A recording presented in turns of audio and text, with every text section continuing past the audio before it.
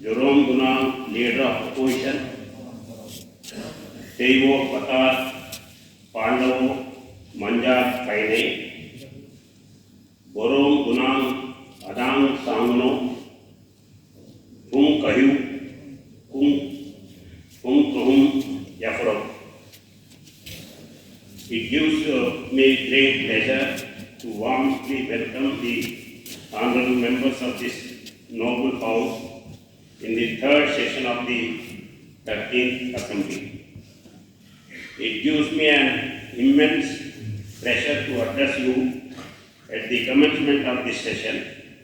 I also take this opportunity to extend my best wishes and New Year greetings to the people of Tripura through this August House.